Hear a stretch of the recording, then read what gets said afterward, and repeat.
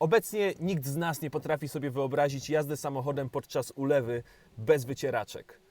Tuż obok pasów bezpieczeństwa, poduszek powietrznych czy świateł stanowią one podstawę zapewniającą bezpieczeństwo i komfort jazdy. Historia pamięta jednak czasy, w których wycieraczki nie były podstawowym elementem wyposażenia samochodu. Kierowcy musieli wychylać się zza szyb samochodu tylko po to, aby zobaczyć cokolwiek na drodze. Pewnego dnia pojawił się jednak Polak, który odmienił losy kierujących na całym świecie.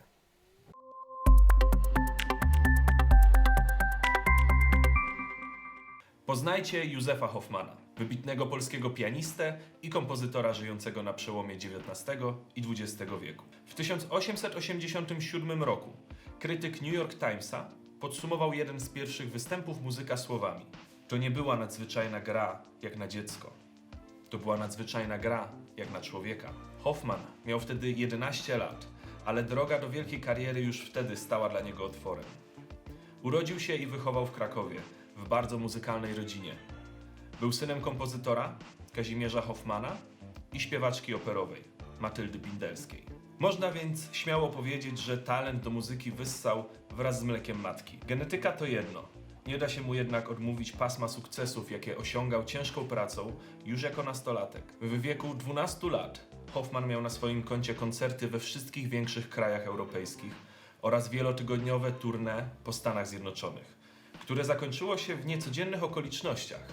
Sukcesy młodego Polaka robiącego furorę w kolejnych Stanach przyciągnęły uwagę Nowojorskiego Towarzystwa do Spraw Zapobiegania Okrucieństwu wobec Dzieci. Z obawy o zdrowie chłopca występy, które pokochały miliony Amerykanów, zostały przerwane. Sam Hoffman nie był jednak na tym szczególnie stratny. Taki obrót spraw zagwarantował małemu Józkowi dodatkową uwagę amerykańskiego społeczeństwa. W krótkim czasie otrzymał stypendium Alfreda Corninga Clarka. Dzięki niemu chłopiec mógł później kształcić się na Uniwersytecie Muzycznym w Berlinie i pobierać lekcje od najlepszych profesjonalistów. Po ukończeniu studiów kariera młodego muzyka ucichła na kilka lat. Jednak ku uciesze publiczności powrócił on na scenę ze zdwojoną siłą, ponownie grając koncerty w całej Europie. Ci, którzy Hoffmana znali osobiście, twierdzili, że nie przypominał muzyka. Podobno z postury bardziej pasował do wizerunku mechanika samochodowego albo pracownika hali produkcyjnej. I może być to w pewnym sensie uzasadnione, ponieważ bohater tego odcinka w wieku blisko 25 lat skonstruował własny automobil, którym później podróżował po całej Europie. W tym miejscu dochodzimy do sedna sprawy. Hoffman to nie tylko muzyk, ale również inżynier, któremu przypisuje się opatentowanie ponad 70 wynalazków.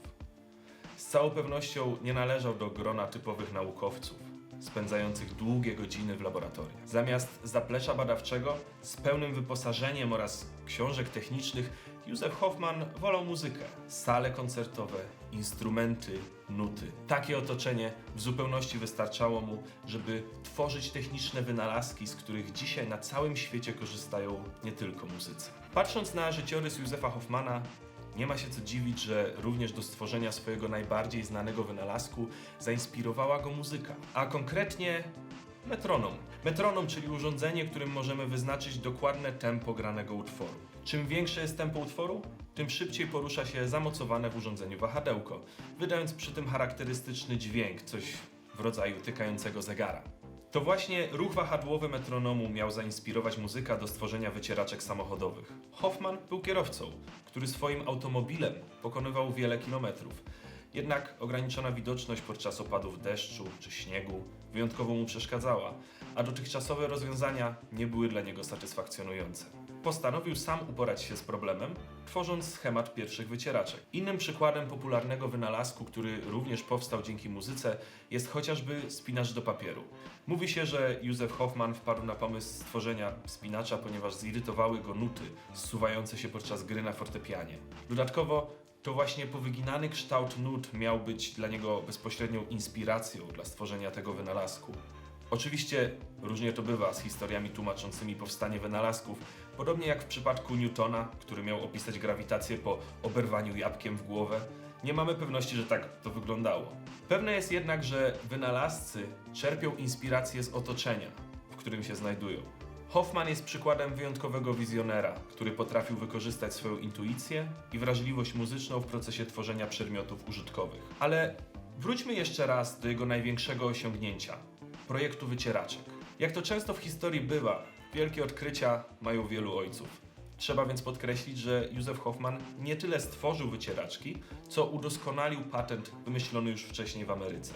Jego pomysłodawczynią była mieszkanka Nowego Jorku, Mary Anderson. Hoffmann pojawił się ze swoim ulepszonym projektem w idealnym momencie. Zdołał bowiem przykuć uwagę przedsiębiorców wizjonerów, na czele z doskonale znanym Henrym Fordem, który w tamtym czasie właśnie rozpoczynał seryjną produkcję swoich samochodów. Na mocy umowy dwóch panów wycieraczki Hoffmanna niemal natychmiast trafiły do seryjnej produkcji, a Polakowi niemal od razu przyniosły jeszcze większą niż dotychczas sławę i pieniądze. W całej tej historii ciekawe jest jednak to, że tak pomocny kierowcom wynalazek, bez którego dziś nie wyobrażamy sobie samochodu, początkowo miał naprawdę wielu przeciwników. Jak wyglądała argumentacja przeciwko urządzeniu poprawiającemu widoczność i komfort jazdy? Większość ludzi uważała, że wycieraczki będą rozpraszać kierowców, że będą dodatkowym utrudnieniem.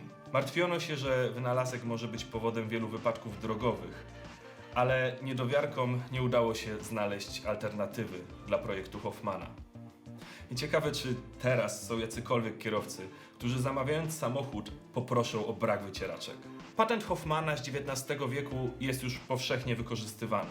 Nie ma znaczenia, czy wasz samochód to najnowszy model Tesli, który właśnie wyjechał z salonu, czy jest to Polones mający ze sobą kilka dekad na drogach. Możecie być pewni, że wycieraczki każdego z nich zostały skonstruowane w bardzo podobny sposób. Oczywiście w najnowszych modelach odnajdziemy całą masę bajerów zwiększających bezpieczeństwo w różnych warunkach. Od podgrzewanych szyb do technologii LEDowych doświetlających zakręty. Ale rozwiązanie stanowiące absolutną podstawę jazdy w deszczu, oparte o patent Hoffmanna, pozostaje niemal całkowicie bez zmian. I tym kończymy dzisiejszy materiał. Widzimy się w następnym odcinku, w którym porozmawiamy o kolejnym wynalazku – Made in Poland.